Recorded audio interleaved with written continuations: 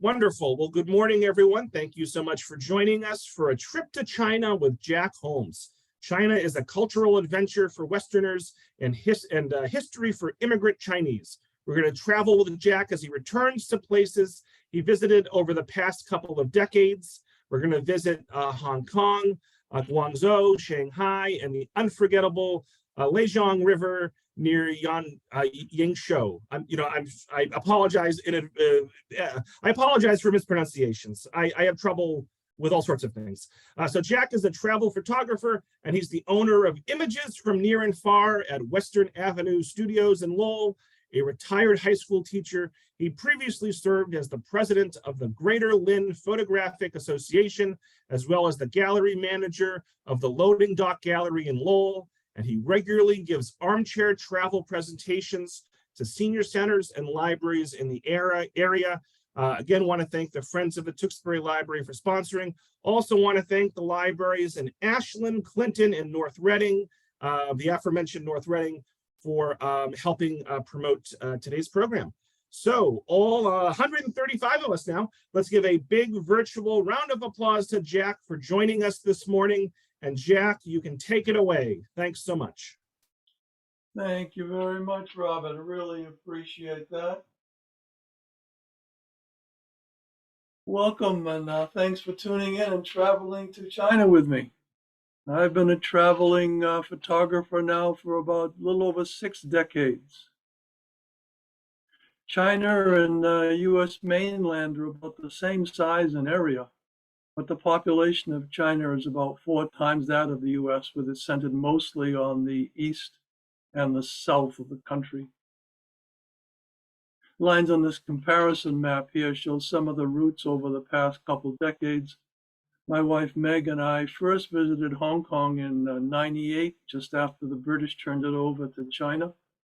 2001, Meg was on the Silk Road, and my son David and I were in Inner Mongolia doing some water research with Earthwatch.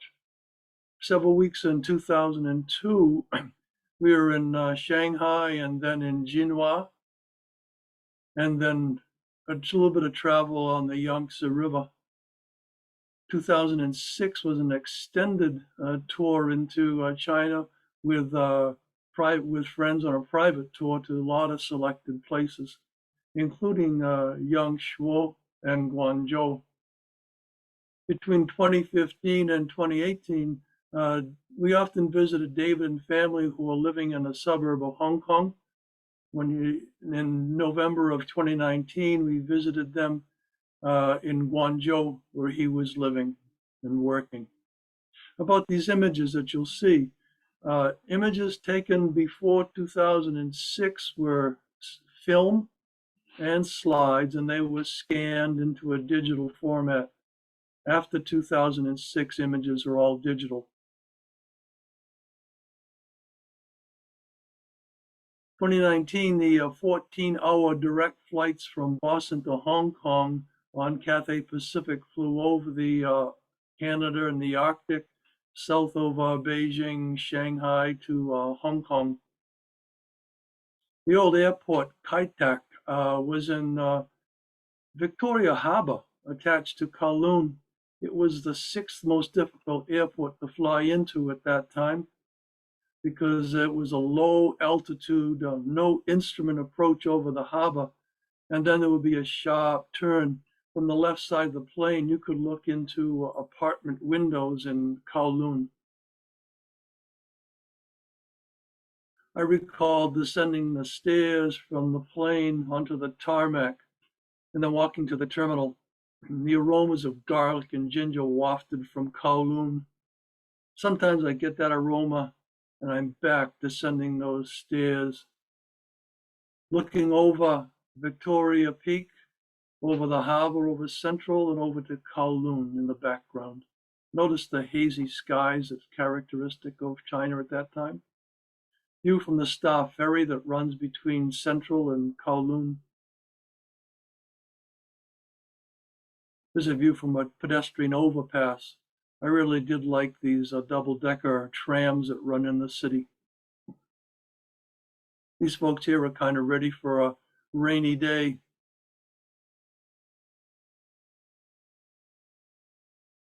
All right, we're going to say goodbye to Hong Kong because that's a whole different show for a whole long time. We're going to be heading off to Guangzhou. This is a cityscape from David's 29th floor apartment. In 26, he had been living in Guangzhou for about a year. The name Canton is derived from a 16th century name used by Portuguese traders who were the first Westerners to trade there. Probably it's a misrepresentation of the region's name, Guangdong. Even though the city's name is Guangzhou, Canton was the name used on foreign maps and became the name used by Westerners. Zhujiang. Jiang means river. This is the Pearl River. At the top center is where David was living, near the Garden Hotel. And then when we were there, that 2006, we visited the Chen Family Temple, Xiamen Island, where the White Swan Hotel is located. In 2019, we lived near Zhujiang Park and the Lidi. And we frequently walked the parkways along both sides of the river and the river in the river itself. This is David's neighborhood in the near the Garden Hotel. We saw 7-Elevens in many Asian cities, and it's relatively popular in China as well. Building exteriors here are utilitarian and not especially attractive. The interiors are where family decor is located. There's a downtown produce market being supplied. Notice these ramps that run in the city. Small scale street vending is very common all over the city. We walked for about 7 hours each day on a couple of days while David was at work. No rest for the weary with this chair, although I didn't see anybody resting on it. At a meat market, goat meat for sale.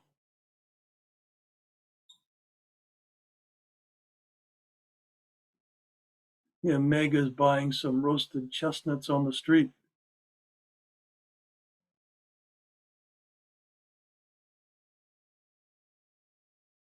Note his hand scale here. I find this city life photo interesting because in the background there's a policeman giving this fellow a ticket, and in the top center right, some street vendors. She looks rather tired. Beneath a pedestrian overpass, these fellows were making brooms. They used to sweep the sidewalks. We found the Chen family temple to visit as we were walking around. 2002, we had been in family temples near Jinhua, south of Shanghai. Family temples may have a long ancestry records tablets available, but one of the problems of doing ancestry there is there's a language problem, both written and spoken, and another is accessibility to people who are not from the region. This particular temple had a lovely garden, but the skies were with threatening rain that particular late afternoon when we were there. After we left, the skies opened and turned monsoon torrents upon us. And soaked, we kind of ducked into a small store and bought umbrellas. Meg's was a pink, pretty killy umbrella, and mine was a multicolored Astro Boy. That was really cool. We found a taxi home, and we left it with wet seats and puddles on the taxi floor when we got home. Another day we walked to Xiamen Island. In the early 1900s, Meg's maternal grandparents were familiar with this particular church. We'll see more about it later as we go through. After the Opium Wars, the British and the French dug this canal to separate Xiamen and make it a defensible island. Island's management was divided between them. Other countries had trade concessions on this new island. In 1892, the French completed Our Lady of Lourdes Church that we had already seen on the eastern part of Central Avenue, and the English built an Anglican chapel on the western part. The U.S. consulate is a small section here on Front Street. Now these east-west streets have different names. This is now called Xiamen South, called Xiamen Main, and called Xiamen North. The north-south streets are numbered 1 through 5. If you notice the football ground here and the playground, the White Swan Hotel was built there in 1983. Church, when we were there, was closed in 2006. Outside of it, though, was an active wedding site, and also especially in the park that runs the length of Xiamen, Maine, a lot of wedding photography takes place there. There are many statues in the park and on the island.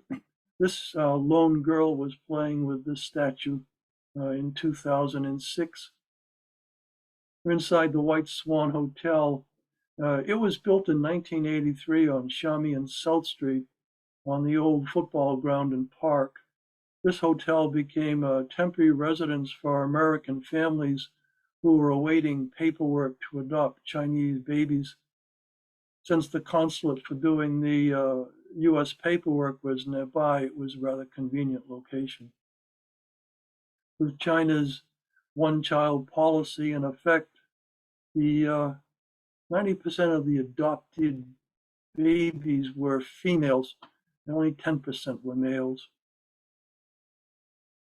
Side streets near the hotel had small businesses servicing the needs of temporary resident new parents. Another view from David's 29th floor apartment after another late afternoon rainstorm. 13 years later, the population of Guangzhou had risen from 8 to 13 million, and the development expanded into the rural suburbs. This population, by the way, makes it about the size of New York and Los Angeles combined. Skies are much cleaner now than they were back in 2006, although you can see smays here on the horizon. Reduction of coal burning in factories and in housing has vastly cleaned the air. Smog and smays in this region are formed when humidity agglomerates onto airborne microparticles of burnt coal. Additional humidity can be added, and noxious fumes dissolved in the water. The red-brownness of this smaze is due to oxides of nitrogen from manufacturing. Since the Beijing Olympics of 2008, China has worked to reduce micro coal particles. Here we're in the park along the Pearl River. This is across from the housing complex where our son David and his family lived. Our landmarks were the Lidi Bridge and the Canton Tower, which was completed in 2010. 2 decades earlier, this was an undeveloped rural suburb. We're in a modern market near the complex.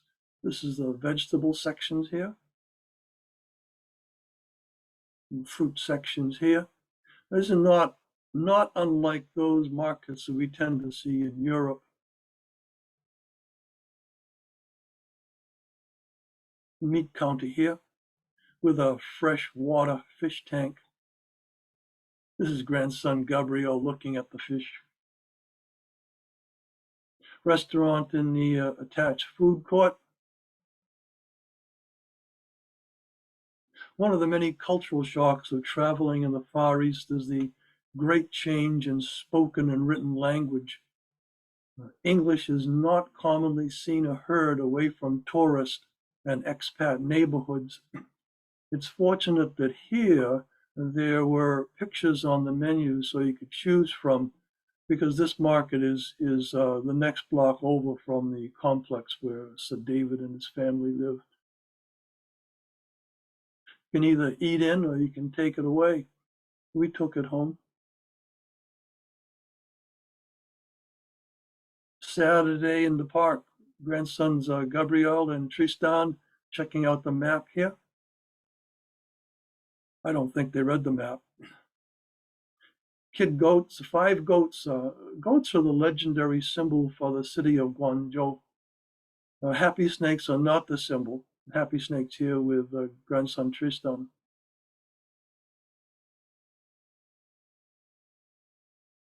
Playgrounds are large and well developed and plentiful in the cities of China and in Hong Kong as well. Grandkids here in the maze. Granddaughter Margot, Gabrielle, daughter-in-law Elise is making sure they don't get really lost. Parks, they're very nicely done parks, a lot of flowers. We're home again. This is our gated 18 high-rise apartment building complex that occupied an entire city block. A commercial section of restaurants and stores and services occupied the ground floor, and the first floor, about a third of the block on the parts away from the river. Block also has a 7-Eleven convenience store here, but no Starbucks in this particular complex. Inside the complex block has a lot of open space for family and community, and the entrance to those stores also from the backside. And scooters are transport for kids. And puddles, yeah, puddles are a playground.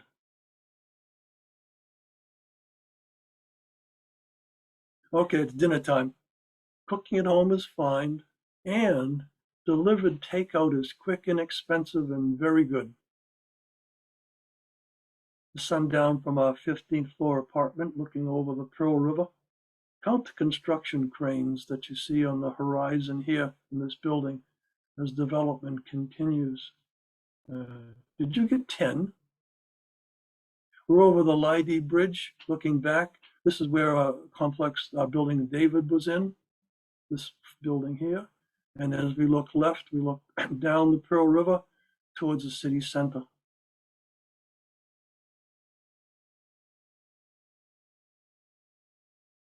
And now we're walking down the stairs on the other side, and we're going to walk into the park that borders the river. A lot of statues in this particular park, well maintained, very popular. Our Xiamen Island destination is a 4-mile walk away from Lidi. And the park is a gathering place. Under one of the bridges over the Pearl, people gather here to do ballroom dancing. And they come dressed to dance. Now, the recorded music is doing, I think, pretty much a swing jazz in this particular bridge. This bridge here is a different bridge, and they had some dancing here and other activities as well. And the music was much more rhythmic, much more modern. Nearby, along the walkway, calligraphy. He was doing this with a water brush. And these folks are doing a cappella singing. I think she's going to be next, but they're on stage now. She's singing accompanied by this ancient Chinese music instrument called the erhu. Some folks in the background, these folks are doing Tai Chi. Meg teaches Tai Chi, so we needed to take this photograph. And this gentleman doing martial arts fan.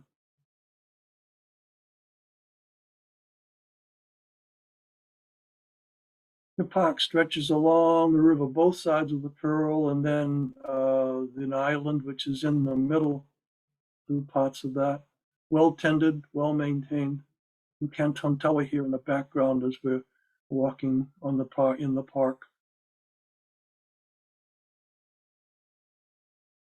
Going over a small bridge. Again, these ramps are conveniently built on stairways so that wheeled vehicles, bikes and prams can quickly, easily go over it. Rental bikes are very common. These colored bikes, they have a payment app on your phone, so it's easy to get them, use them. Contrasting architecture here. The old building in the front is actually a small temple. Incense burn up there. Outside of high-rise business offices, there was a section for food delivery. Digital payment was made when you're ordering, and then within a short period of time, the food is delivered downstairs, and you have to come down and retrieve it. They don't go into the building. Restaurant lunch, you can do that too.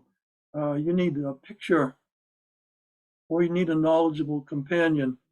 David here is ordering for us on the menu. In 2006, we had stopped at one of these restaurants for lunch.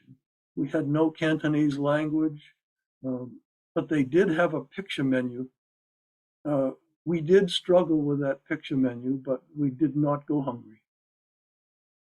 Dim sum, tasty and quick. Digital payment app on your phone is preferred, although they will take cash or credit card if you have to do that. We're approaching Xiamen Island through the trees here. The bridge goes over the Pearl River. And this approach goes by an official building. This is probably the custom house that dates back to the 1800s. Move on. This policeman was sending a message to this young couple, people watching him. We're on Xiamen Island. The island, Chinese characters on the left side of this sign and English on the right, because this is a tourist site. We approached from the French bridge, which came from near the custom house. Here's a photo tip when you're doing travel photography. An important part of composition is people with gesture. My camera is carried in a sling pack, and it's set for shooting at a moment's notice. Takes less than 15 seconds to take it out, turn it on, get the shot. Then if I want to continue shooting, I can, but I have the gesture. Inside the White Swan Hotel, no more babies now. People posing for photographs, though, in the gardens in the hotel. Again, the old French church. 2006, it was closed, but it's open. It was open when we were there now. And still on the main street, a lot of wedding photography still takes place. This group of touring ladies in the background, dressed for touring they were. They took a break from touring. You notice while they're dressed, most of them have comfortable walking sneakers on. Outside in the park, a lady approached.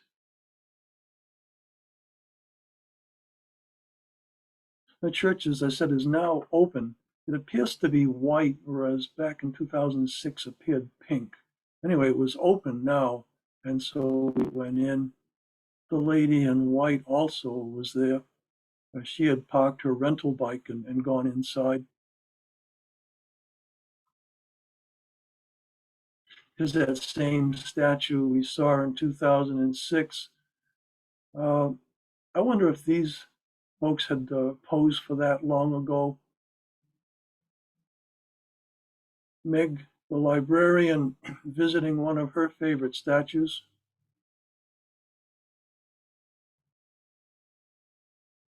And I returned to my favorite statue.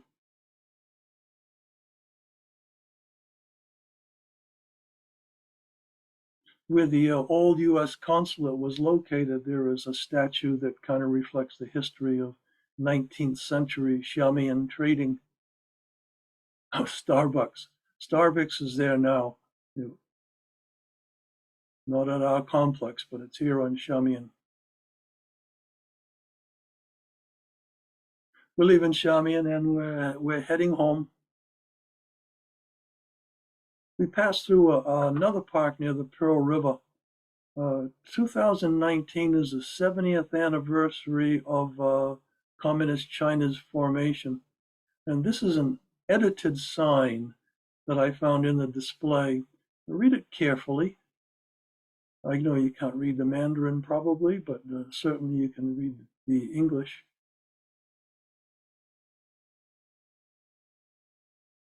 And this is the original sign. You notice the difference? It's all point of view, I think. Sunset in Zhejiang Park near home.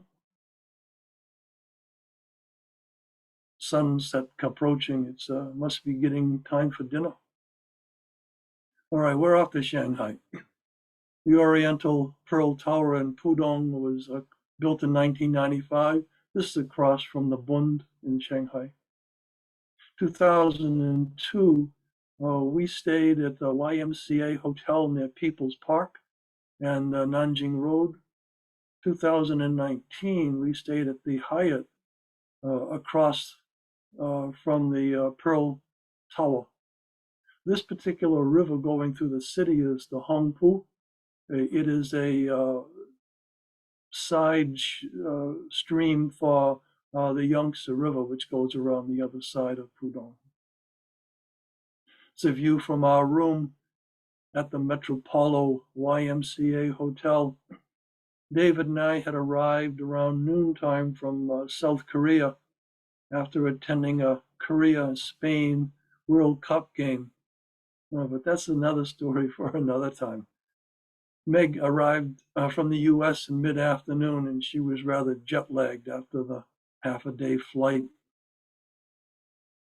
This hutong was across the street from the YMCA Hotel.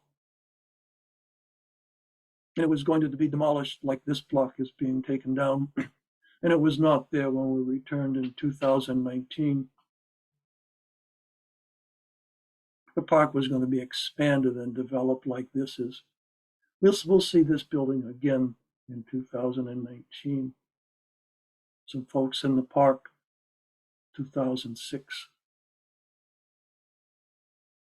Chinese couple posing for David on the Nanjing Road overpass.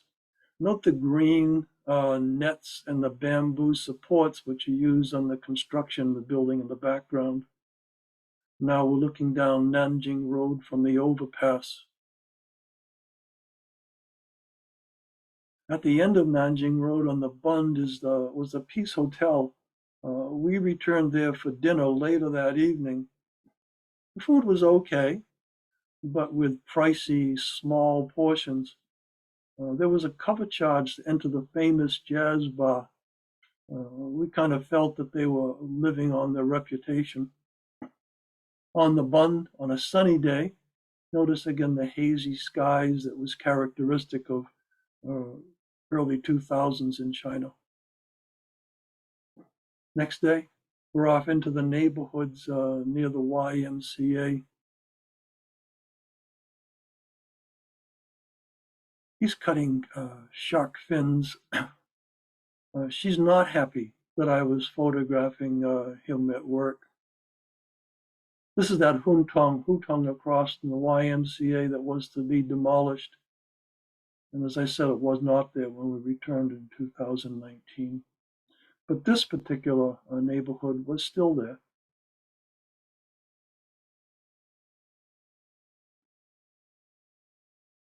these older photographs do have a look of being old scenes. Son David here photographing a cat that was behind this display in a local market. These small watermelons called shigua were on display, are very tasty. We ate a lot of it the year before when we were in the west of China. And in this year, we ate a lot in the east. When the melon arrived, you knew that the meal was over. Starbucks in 2002. Tea is nice, but many Chinese and Westerners, including me, needed some coffee. Clear skies and the expanded Pudong skyline across the Hongpao. This view from the Waibado Bridge over Suju Creek. This bridge was normally called the Garden Bridge back by the English. Some maps still have it that way. Note these locks here, which separate the creek from the river in the background. And note this monument here we see on the right side of the image. It is the monument to the people's heroes, and it's lit red at night. It was completed in 1993, same kind of era that the Pearl Tower was. At night view over the river, the cruise going on the river. Most of these Art Deco buildings were built in the early 1900s. It's colorful and crowded on the Bund at night. The venerable Hong Kong Shanghai Bank, commonly called HSBC, is the center with a dome, and this was the custom house here with a clock tower. I don't know what that other tower is. Here we go, 3 generations of Holmes gents. Any photograph with me in it was taken by Meg. Here's a long exposure. Waibado Bridge over the Suju Creek. I brought a tripod to do a lot of this photography, for this exposure photography. And this was the bridge. It was built in 1907. It's going to take us back to our hotel on the other side. Sunrise from the Hyatt hotel window. Sun's up. And this branch of the Yangshuo is a very busy branch. And it's not the cleanest of the branches either, I would say. Breakfast snack plate here from the buffet.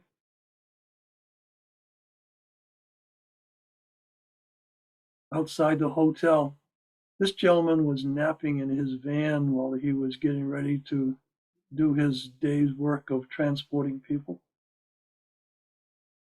Oh, off we go into the Hongkou neighborhood near the hotel. The neighborhoods like this are threatened by development because they are near the Bund. I have yet to determine what the name of this Art Deco building with a crown is. If you know, enter into the comments or the questions.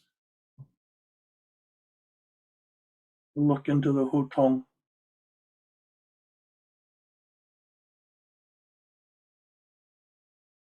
This is an older development, but it looks safe from redevelopment. Wide pedestrian and bikeway here. No cars inside here. Note the personal bikes and the exterior decor. Utilitarian for sure. A block or so down away from the Bund is a parking space on the sidewalk for bikes and motorbikes. The colored ones are rental bikes. And these rental bikes are being relocated by this delivery guy. Dog thought he was interesting, I think.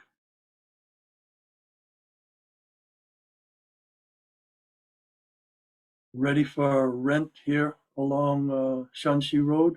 There's some private vehicles in here as well, but the colored ones are rental bikes. Returning to People's Park near the old YMCA Hotel.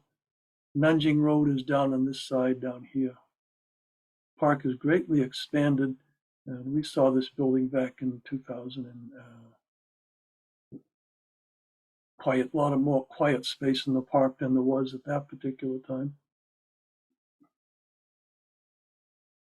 Lovely gardens in the park as well. It's a common sight at this is on the edge of the park. These tables are for game playing, mahjong and cards especially. Here they're playing cards. She was the only woman that we saw playing cards that day when we were there. Interesting that typically these game tables have spectators, and it's not uncommon for them to vicariously play this particular person's cards, and then sometimes there are audible reactions when the game is played. All right, we're leaving the park, crossing the street, heading back towards the Bund area.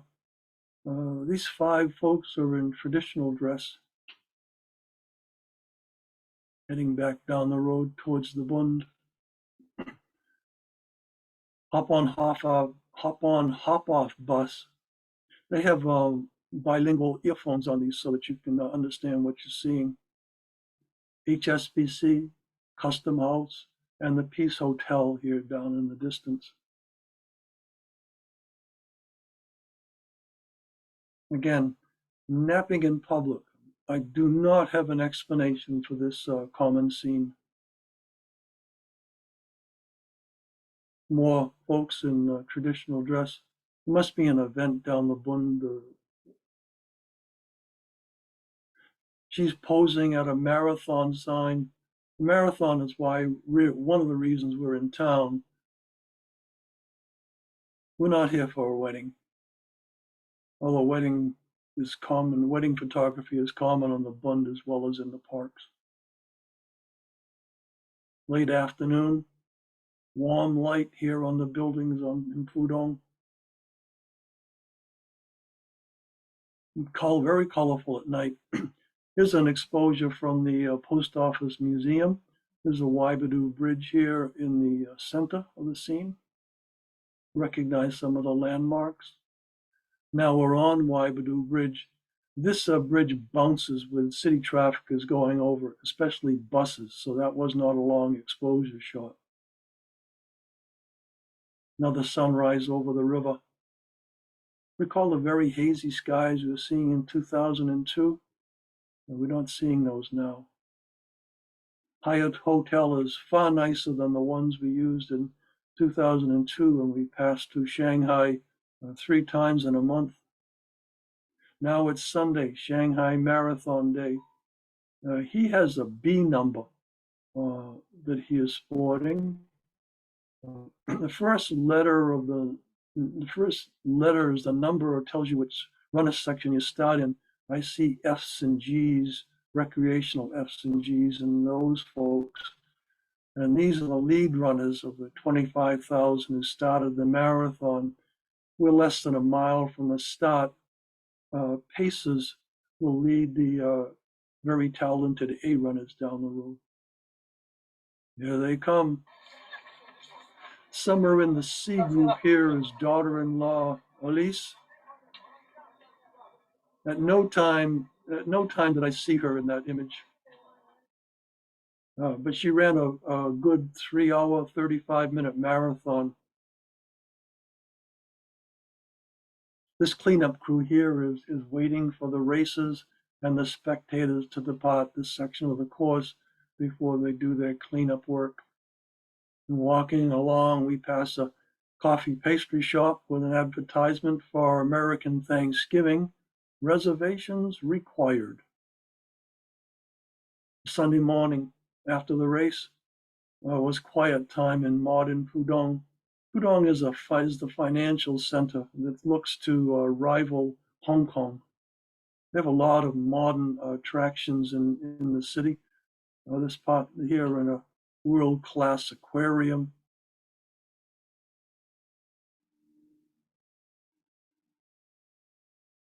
We also had penguins.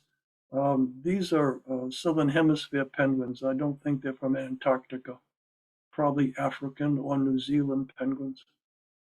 Had an amazing jellyfish display, about 6 or 7 tanks. Here there are visions from 2 of those tanks. Outside, it was time for some dumplings outside near the Pearl Tower.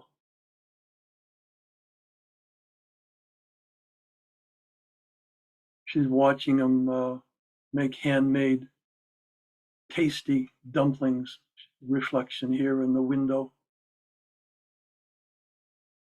6 takeaway dumplings in a box with chopsticks.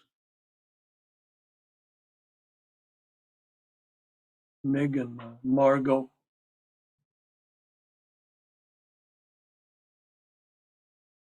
Margot's going to have some. Gabrielle here is instructing Margot on how to eat them as David feeds her. Back into Guangzhou from the airport for a typical week of kids at school and David at work. At the Friday at the end of the week, we're at the train station. Many others are at the train station as well.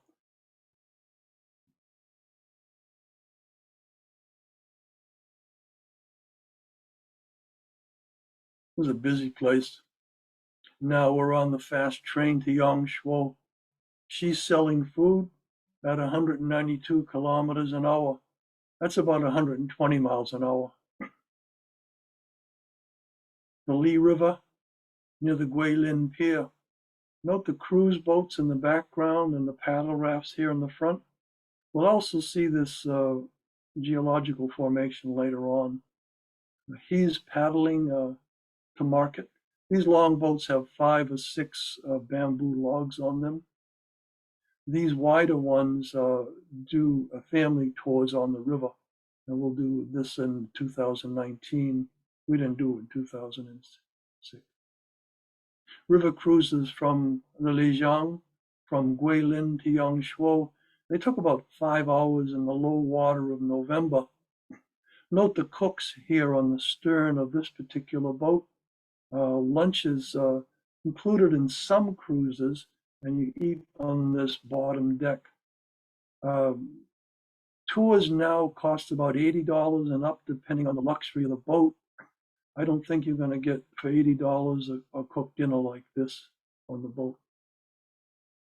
Longer boats like this deliver fish and vegetables to these boats. And then these narrow rafts here in the front, they can grab onto the your tour boat, and they want to sell tourist jade and other stuff, other vendor tools, other trinkets. Passengers ate lunch inside. I stationed myself on the top front viewing deck for the whole trip.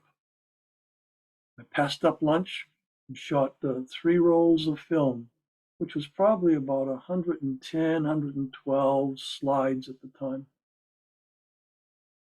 Some river traffic. Tour boat here.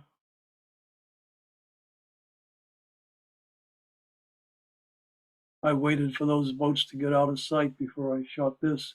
This is one of my favorite shots of this whole particular Lijiang cruise. In November, the river is very low. Here you can see water buffalo that were used in the rice fields. You can scale of this from these animals. This is a small boat tour that had stopped for lunch on the banks. $80 might give you this kind of boat. Some more local river traffic.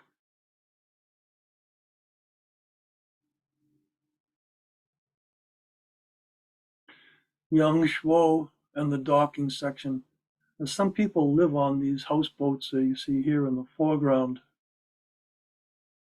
And some people live on the boats in the river. He's got his little raft tied to the boat. Yeah. A hitchhiker. She's doing some domestic duties here.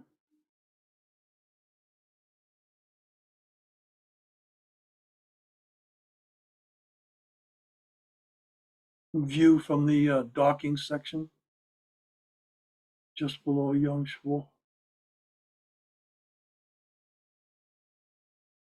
Here's a Japanese watercolor painter who was working. Remember shooting gestures? West Street leads from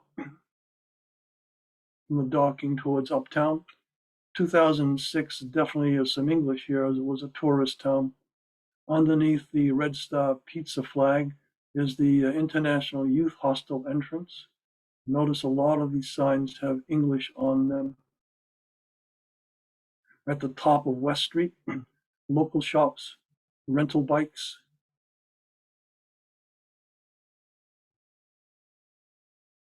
Tasty noodles.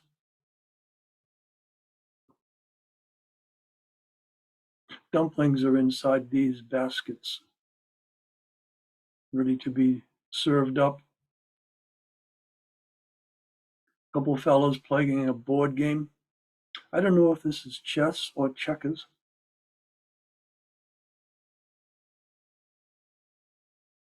She had arrived by bus with a lot of baggage and needed a pull to the hostel. I do recommend traveling light. I panned this vehicle as it left town empty, and bus here coming into town. Also coming into town with these folks who are carrying recyclable cardboard on these tricycles, bringing garden goods here. I don't know what's in his bag, but he was at the garden section, so I suspect that's what it was. Outside of town, it's definitely countryside. Rice harvest has been completed here, and it's now mid-November. Moon Mountain here in the background. We had seen this on the other side in Guilin in the distance. We're in the village. Notice the adobe brick buildings that you see here. School group passing by on bicycle. Passing by this home. Not well to do at that particular time. This fellow is doing fish preparation. Doesn't look too happy. I don't know if it was our group or the bicycle kids. Long, narrow bamboo rafts were used for these lagoon tours. These are the wider ones with the seats. And they float past local vendors selling snacks and souvenirs. We float into a lagoon, opened into a broad, quiet water scene.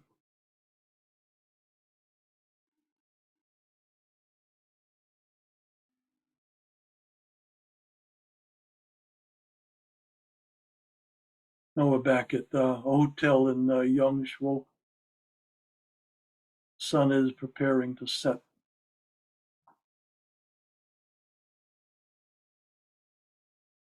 We're near the boat dock now. Notice the tour boat way out here in the back. Now downtown is quite busy. This is the same kind of vehicle we saw in 2006, and now there's a lot more motorbikes and cars. At that time earlier, it was mostly more bicycles. At the top of West Street here, still very, very active. Another one of those wheel lines on the bridge. Grandsons here found this as an interesting playground. I wonder what he was thinking. Small street under the bridge, small market there under the bridge. And they're selling oranges here. Notice she also has a small hand scale like we saw in 2006. Looking down West Street towards the river. This bridge was not needed in 2006. Here you can see Pizza Hut and Kentucky Fried Chicken, very popular restaurants in China. This gate led into the space where our hotel was in 2006. Much more developed now, much more developed now. and the view across the pond from the old hotel. This McDonald was not there in 2006. Now these are all the pedestrian walkways. Walking along some of those pedestrian streets, grandkids found the sweet shop with this display. And nearby was a guide who was waiting for his group to come out of this, I'm not sure what it was, a restaurant, I think. Evening in downtown Yangshuo.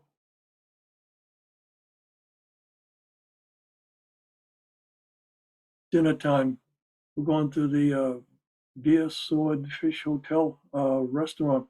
That tourist place, you notice that they have picture menus here. And in this particular restaurant, you choose the fish that you want. They retrieve it and then prepare it and then deliver it to the table. We are waiting here for some more dishes to be delivered.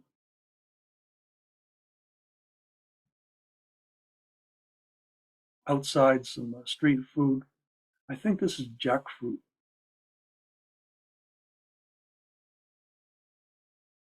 We had seen Faulty Towers in 2006 and found it hilarious.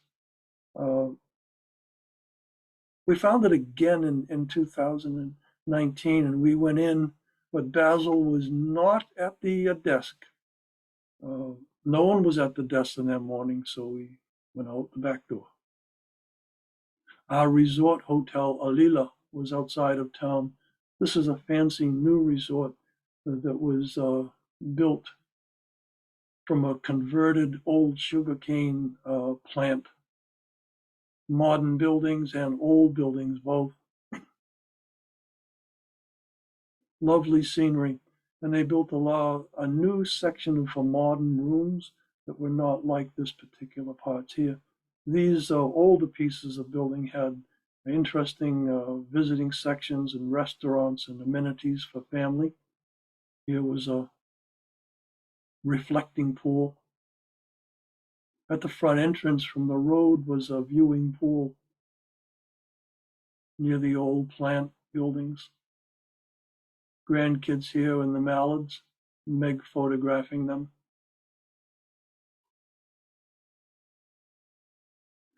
Other unscripted activities as well here at the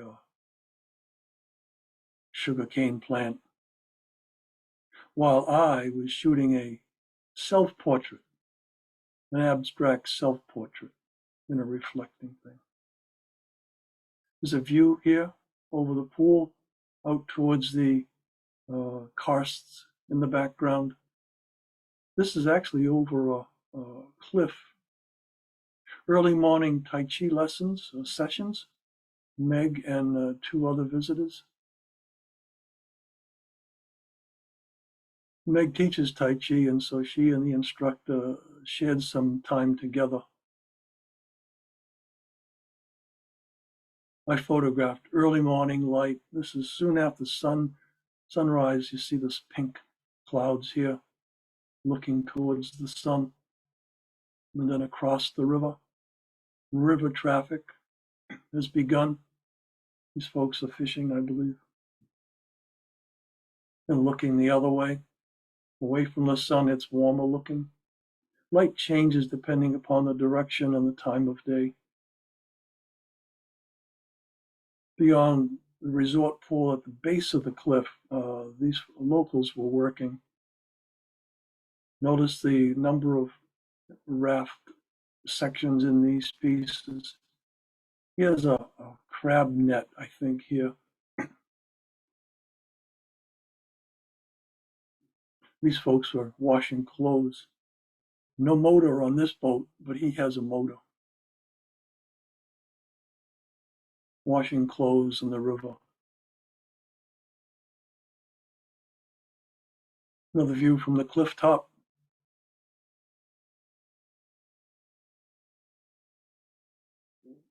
Through the bamboo.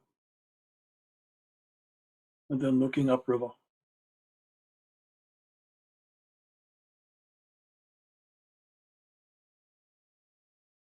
most rafts now have motors. They also have paddles, but pretty much all of them have motors now. And she is heading for this home. The ladies who are washing clothes were from this as well. This is just at the base of the cliff near the resort. Okay, excursion time to the park near a 2006 visit.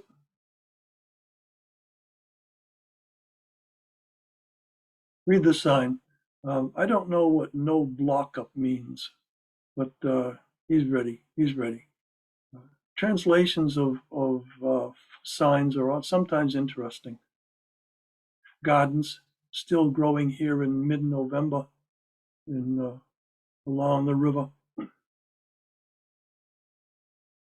that small village where we saw the kids on bicycles has significantly grown since our last visit. Didn't notice a lot of adobe brick. Caves at these limestone karsts. This is the butterfly cave. And stalactites and stalagmites in the lake was illuminated by gaudy lights, which are very popular now. 2006, when we visited a more subdued reed flute cave, I sat on the walkway here to steady this camera so this was not jiggly.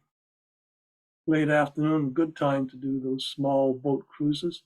These are the kind of boats we saw in 2006 in Lynn. Here's some of our family returning. We were more people than would fit in one boat, so we had to use 2 separate boats. Light is changing as this is probably the last of the boat trips in the afternoon.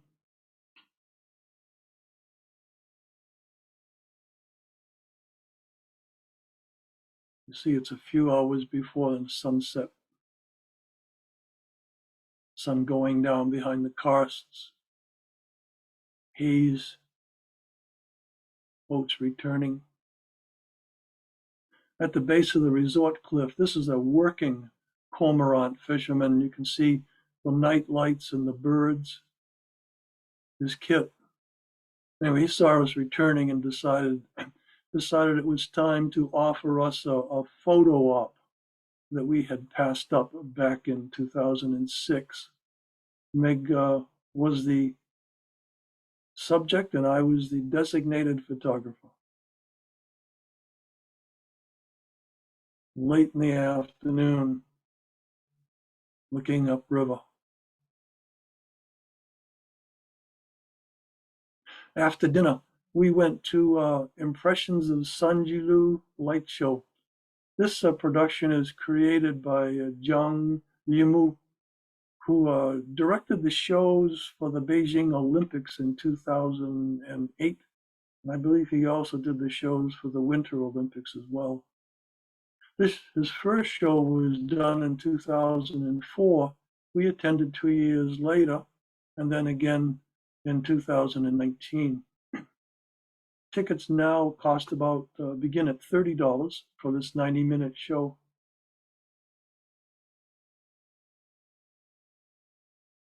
It uses the river as the stage. Floating platforms, boats, singers, and lights. Is an absolutely unforgettable show.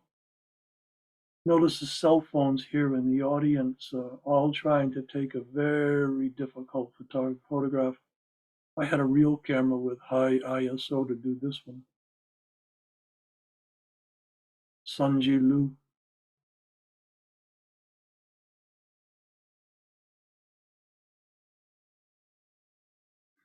Sunday afternoon, we're back at the train station.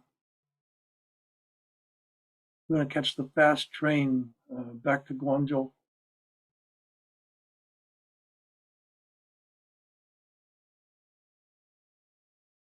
I shot this with a camera phone through the moving train's window. Guangzhou, back in Guangzhou.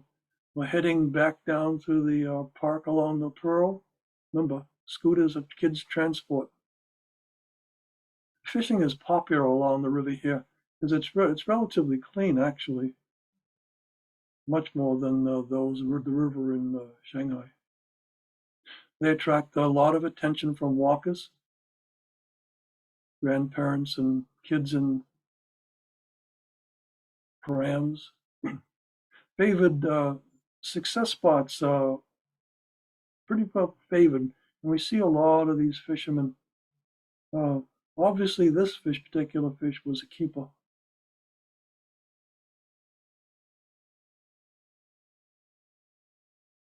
That's the fisherman's bike with his kit.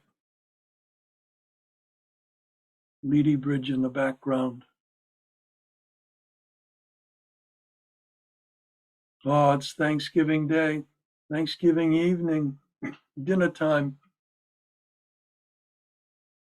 Because the next afternoon we are going to begin the home trek. This Thanksgiving dinner is at a friend of David's Japanese restaurant that's specialized in sashimi. Multi-course,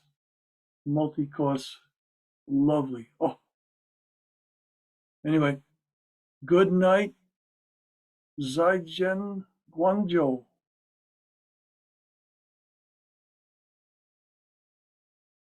We're flying back over Canada towards Boston.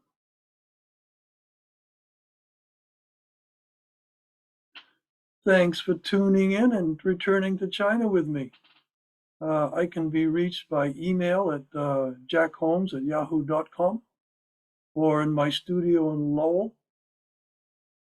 I'm open every first Saturday when I'm not traveling. And if you're looking for me on Facebook, I can be seen as Images from Near and Far on Facebook. All right. Well, I'm here, Jack. Wonderful job as always. We'll take about 10 minutes of questions. Yeah. So let's see here. Shinwei asks, would you say the way of life is calm and relaxed in China?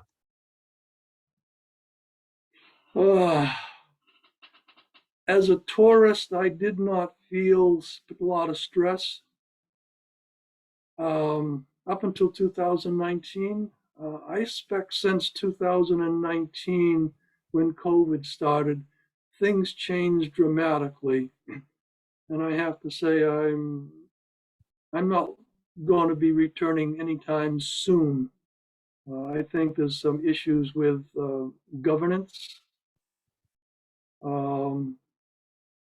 No, I'm not returning to China soon. Hong Kong might be okay, but no, I think that's it. I didn't feel pressured or on it. It's a different lifestyle. As I say, there's a culture shock. 2006, we were watching CNN, and a story about a mine cave-in China came on. It was on for 10 seconds and the screen went black.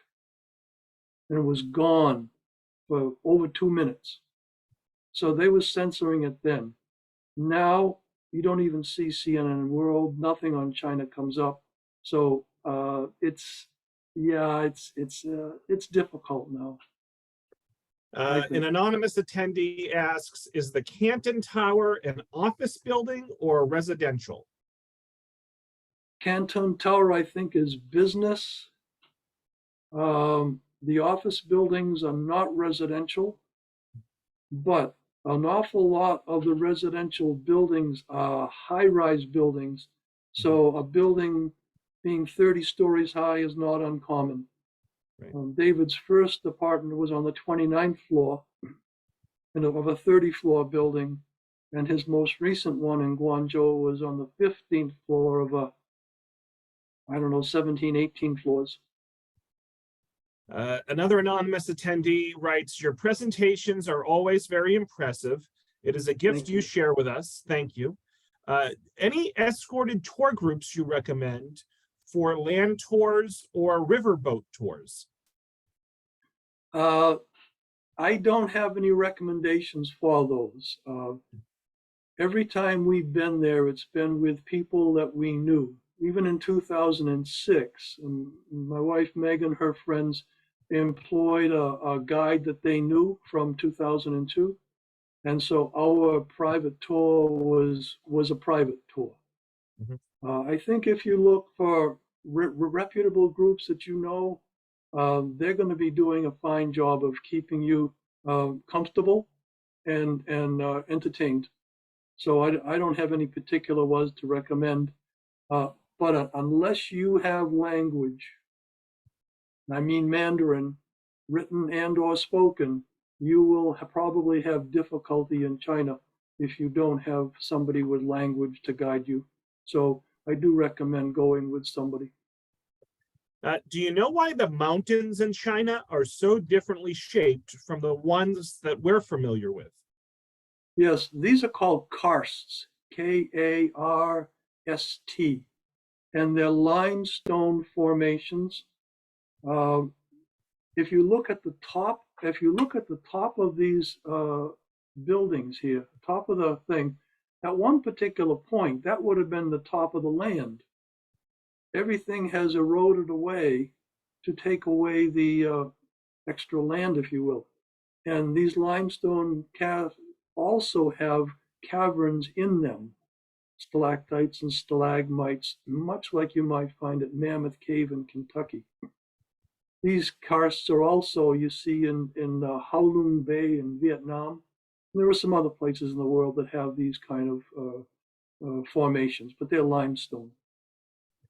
Carolyn asks, is the street food safe to eat? Absolutely. The issue is not whether it's safe to eat. The issue is whether your gut biome is able to handle the different things. It's probably not a good idea to be drinking water which has not been boiled or which is not in a container. I would definitely stay away from ice and drinks. And most people stay away from lettuce. There are stories of old travelers who would go into places like this, and they would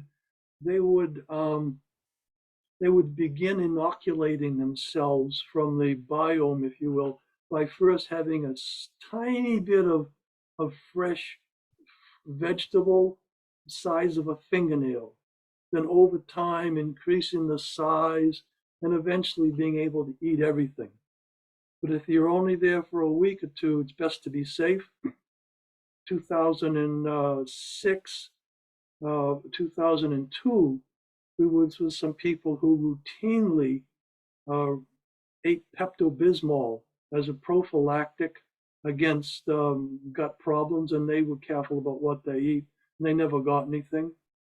2002, when David and I were in Inner Mongolia, the people we were with recommended garlic. We had garlic 3 meals a day in all forms, raw, pickled, cooked.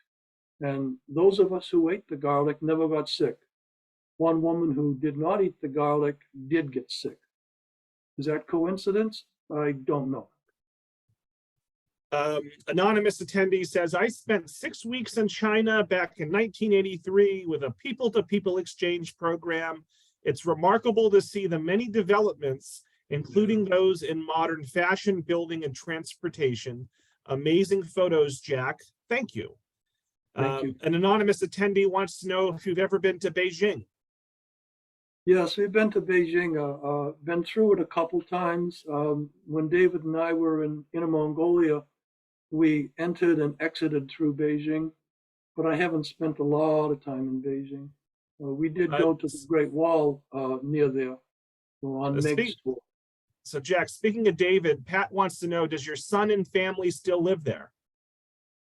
He works for New Balance shoes, and in 2020 they were on vacation in Vietnam when Wuhan exploded. And it was decided that they would not go back to China. Instead, they moved to their home in the south of France. He has since returned to the Far East. They're now living in Vietnam, and I think this week he's going to be going into China on business again, back into Guangzhou. Do you feel the presence of communism as you travel? That's a hard thing. I'm not sure what the presence of communism mean. The sign I showed that talked about some aspects of socialism, communism, socialism, the same things that we experience. I will say that you do have a strong sense of being monitored and censored. I had that sense of things, but other than that, I didn't really have any issues with it.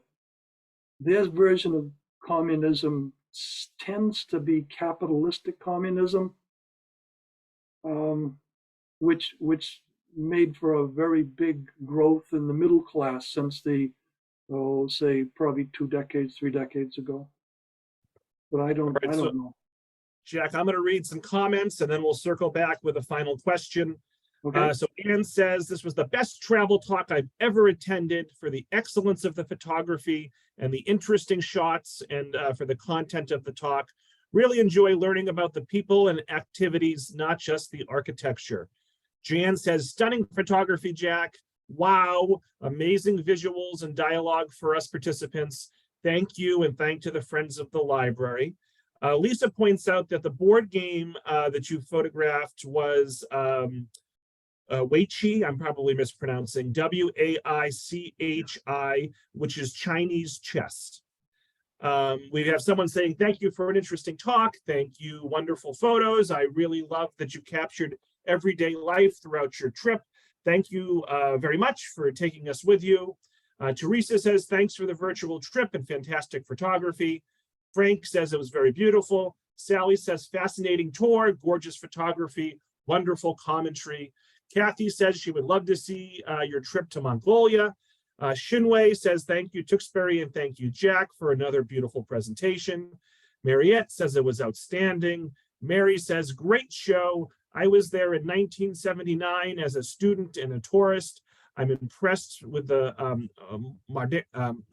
modernness and cleanliness. Let me jump back to the questions. So let's get you, I'll give you two more here. Let's see, I want to make them good. So Elaine says the cities were quite different than the more rural areas, yet in your pictures, the people in each group appeared happy and content. Did you find that to be true? Yes, yes. They understand what's allowed and what's not allowed. Cultural shock for Westerners coming there, they might feel oppressive. It's a matter of getting used to what is allowed and what is not allowed, what is okay and what isn't okay. I didn't feel the censorship on the media was what bothered me. We couldn't get Facebook. I couldn't get. I couldn't see, CNN, for example. So yeah, there is that. There is that. Yeah. So lots of questions we didn't get to. I do apologize for folks. The last one I'm going to ask you, Teresa wants to know, what are you going on, or I guess, where are you going on your next travel adventure? In mid-April, Meg and I will be going to Southwest France. Jeff, the traveling librarian, was there a while back. We're kind of going back to some of that region, but with a different purpose. After that, we'll be going into Portugal. I have a photographic exhibit hanging as part of an international photography exhibit near Porto in Portugal. We'll be there for that in May. And then we'll do a little bit more in more northern Portugal before we come back. And Jack's going to be back with us actually fairly soon, Jack. I think in 3 weeks, Tuesday, March 21st at 10:30. And you're taking us to England. What exactly are we doing in England, Jack? Well, we'll be hiking along Hadrian's Wall, which goes from the North Sea to the Irish Sea, some 90 miles.